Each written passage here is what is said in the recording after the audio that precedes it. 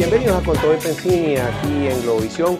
Como siempre le deseamos una feliz tarde, que tome su agüita, se toma su café. Ya estamos directamente con nuestra primera invitada de hoy. Antes de empezar la entrevista, quería leer las noticias más importantes que tenemos en este momento en la página web, porque de eso se trata. Bueno, vamos a empezar el programa con esta noticia, acaba de aparecer.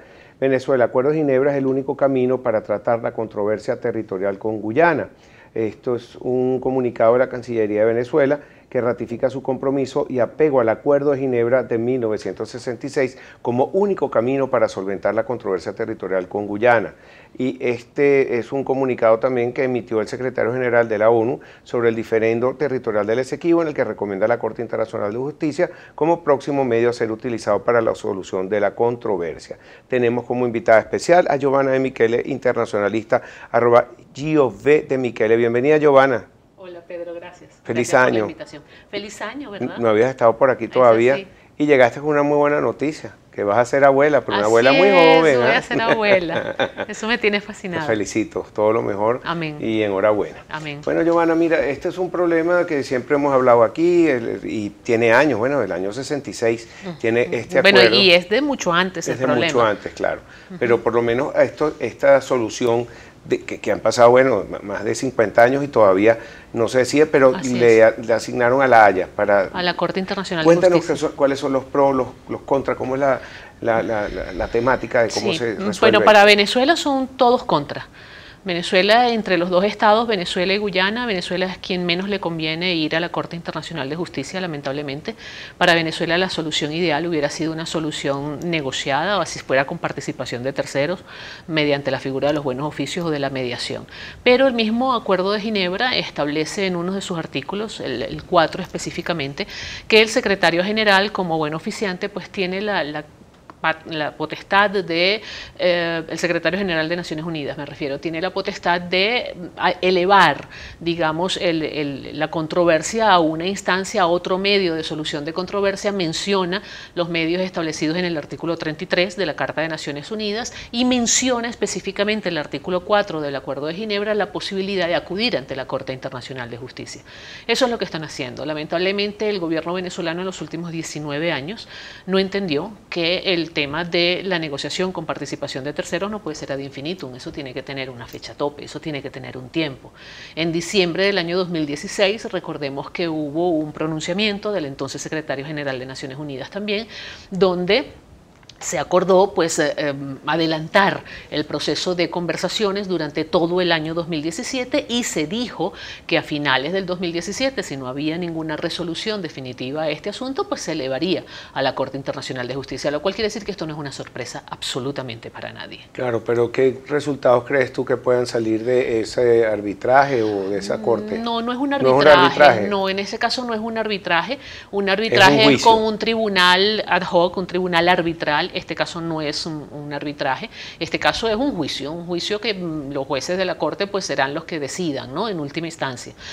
¿Qué puede hacer Venezuela? Venezuela puede apelar, digamos, la intervención de la Corte, puede cuestionar la competencia de la Corte. Creo que por ahí va un poco la directriz que define el comunicado emitido hoy por la Cancillería venezolana, un poco tratar de cuestionar la competencia de la Corte Internacional de Justicia en este asunto. Yo particularmente no creo que vaya a tener mucho éxito el Estado venezolano en ese camino. Y prepararse, tratar de construir un expediente con lo poco que se tiene, porque Venezuela, si bien tiene, digamos, derechos históricos en el territorio, históricamente Venezuela fue víctima de un despojo del territorio Esequibo, también es absolutamente cierto que Venezuela lamentablemente nunca tuvo una política coherente, sistemática de venezolanización del territorio Esequibo. Prácticamente lo abandonamos. Nunca demostramos que necesitáramos el territorio Esequibo y ese fue un gravísimo error por parte del Estado venezolano. Es más, haciendo un poquito de memoria, en tiempos tiempos del presidente Hugo Chávez, hubo una oportunidad en que en una visita del presidente Hugo Chávez a Georgetown, que es la capital de Guyana, él dijo frente a su homólogo guyanés de aquel momento que si ellos necesitaban explorar y explotar los recursos minerales que había en el territorio Esequibo por el bien de la población de Guyana, pues que lo hiciera, que no había ningún problema y que eso del diferendo y la controversia era una cosa ficticia, que era creada por intereses extranjeros. ¿Y esto ahora es un precedente en ese juicio? Pues por supuesto, sin lugar a dudas, eso representa un importantísimo precedente porque se considera prácticamente como una cesión por parte del gobierno venezolano. Claro, ahora hay que recordar lo importante que es para Venezuela por las aguas territoriales, por todo el petróleo y la calidad de petróleo liviano, porque yo he tenido entrevistados aquí en el programa y dice, pero ¿qué importa si tenemos todo el petróleo? Claro que es una calidad de petróleo completamente distinta. Así no hubiera petróleo, 1 milímetro de tierra es importante. Y salida al mar, salida al delta. Claro que sí, así no hubiera petróleo, así no hubiera nada, 1 milímetro de territorio es importante para Venezuela, porque sobre todo este gobierno que se define como tan defensor de la soberanía, la defensa de la integridad territorial es además un mandato constitucional. Cualquiera dirá, bueno, pero ¿a quién le importan los mandatos constitucionales? La Constitución tiene muchas cosas que lamentablemente están pasando desapercibidas en este momento en esta Venezuela actual, ¿no? Ahora, a través de la red Twitter, pues más de 140 caracteres, la Cancillería venezolana, @Cancillería de, y menciona @J. Arriaza, que es el canciller, dice, cabe preguntarse las razones que privaron para recomendar la Corte Internacional de Justicia a 2 estados que no reconocen su jurisdicción, siendo que el propio Acuerdo de Ginebra contempla los medios políticos para la solución de la controversia territorial. Entonces esto yo creo que hay una lectura un poco sesgada del contenido del Acuerdo de Ginebra, porque el Acuerdo de Ginebra no solamente contempla los medios políticos, el Acuerdo de Ginebra contempla también los medios jurídicos y menciona, como te decía, de manera taxativa y muy puntual a la Corte Internacional de Justicia. Entonces hay un comunicado también, esto sí es de Jorge Arreaza, el canciller dice, Venezuela defiende y reivindica sus derechos soberanos sobre la Guayana Esequiba, la Guayana Esequiba, y ratifica la plena vigencia del Acuerdo de Ginebra del 66 como único camino hacia la solución definitiva aceptable para las partes. El sol de Venezuela nace en el Esequibo. Sí, es la posición que ha venido esgrimiendo Venezuela, pero la posición no puede ser meramente teórica, la posición debe ir acompañada de hechos prácticos, de hechos concretos, ¿no? Y Venezuela lamentablemente tiene muy pocos hechos que exhibir. Venezuela ha tenido acciones, digamos, en defensa del territorio Esequibo como muy espasmódicas, así como cuando una persona tiene un terrible dolor de cabeza, se toma un analgésico, le pasa el dolor y se olvida de la cabeza, ¿no? Entonces vuelve otra vez a tomar otro analgésico cuando le vuelve a doler. Más o menos eso es lo que ha venido haciendo el Estado venezolano con el tema del Esequibo. Y ojo, no es que el problema del Esequibo no comenzó en 1999 cuando comenzó la revolución esta bolivariana, chavista y toda esta cosa. No, el problema del Esequibo viene de mucho tiempo atrás, pero el abandono y digamos, la permisividad, que eso tiene otro nombre en términos jurídicos, no vale la pena caer en esos términos tan técnicos en este momento, que ha habido en estos últimos 19 años, no se había visto antes. Y no son buenos precedentes. No son buenos Pero precedentes. ¿tú no crees que tomen alguna solución salomónica, mitad y Bueno, mitad? mira, ¿O crees que le van a entregar completo? Venezuela perdió esto. No lo sé, ya eso dependerá de la interpretación que tengan los jueces. Es interesante ver que la comunicación de la Secretaría General de Naciones Unidas, que eleva el asunto a la Corte Internacional de Justicia, también deja abierta la posibilidad de que continúen las negociaciones por la vía de los buenos oficios entre Venezuela y Guyana, y se ofrece al secretario general como buen oficiante en este asunto. Es interesante porque eso quiere decir que pudieran funcionar como que las dos vías en paralelo, ¿ok? Falta ver cuál va a ser la respuesta de Guyana. Yo no creo en lo particular que a Guyana le interese mucho el tema de la negociación, porque yo creo que Guyana está absolutamente clara de que va en una posición de clarísima ventaja frente a Venezuela ante la Corte Internacional de Justicia. Pero entonces están interesados en que esto se dé. Pues por supuesto, pero los guyaneses, no cabe la menor duda. No, el canciller, bueno, pero es que no sé.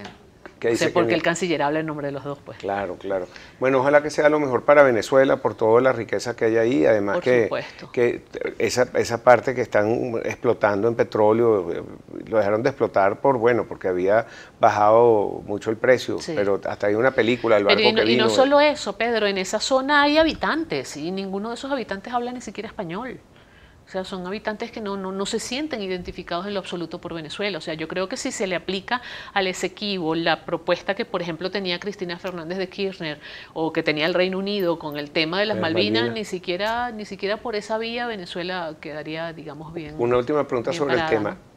No es entonces un tribunal de arbitraje, es un juicio. Es un juicio. O sea que la decisión es final y definitiva. Es definitiva. No hay ningún tipo de tribunal inapelable. Pero inapelable totalmente. Así se cometan injusticias en Así se cometan injusticias. Y con la situación que tiene Venezuela en este momento tan delicada políticamente, no vamos como a un matadero. Bueno, no debería ser, ¿ok? Digamos, viendo el asunto con objetividad, eso no debería incidir, porque esto es un asunto meramente jurídico que no tiene que ver con el tema político. No sé quiénes son los integrantes de la Corte Internacional de Justicia, no sé cuál va a ser el equipo de defensores que va a armar Venezuela, en fin, hay que ver todavía cómo se termina de estructurar el asunto, pero en principio lo político no debería interferir en esta decisión. Ayer tuvimos a Emilio Figueredo aquí, ojalá nombren a personas como él de parte de Venezuela. Sí, que tiene una gran trayectoria en el tema. Una experiencia y se quiten de lado las partes políticas o diferencias. En muchos temas, yo creo que en muchos temas Venezuela el gobierno venezolano debe darle prioridad al profesionalismo, a la preparación técnica, a la capacidad, y ya está bueno de la ideología. Mira, las ideologías nos han traído a este desastre. Y en este caso es un nacionalismo y es una cosa que nos une a todos, a todo el país. Pero sabes que he visto con muchísima tristeza el día de hoy, y lo digo con total y absoluta responsabilidad, porque es más, voy a hablar en primera persona. Yo hoy he tenido más de 7 entrevistas en medios y lamentablemente el tema del Esequibo es un tema que parece relegado. Hubo entrevistas donde ni siquiera apareció el tema del Esequibo. O sea, ni siquiera lo toman en cuenta. Ni siquiera apareció. Es decir, la bueno, mayor parte... que Globovisión lo tiene de primero. De primero, cosa que celebro. Me parece muy bien y que fue el primer tema que abordamos nosotros. Al regreso vamos entonces a hablar de todo este diálogo internacional, Venezuela otra vez en las noticias en todas partes del mundo. Ya regresamos con Giovanna de Michele, aquí por Globovisión.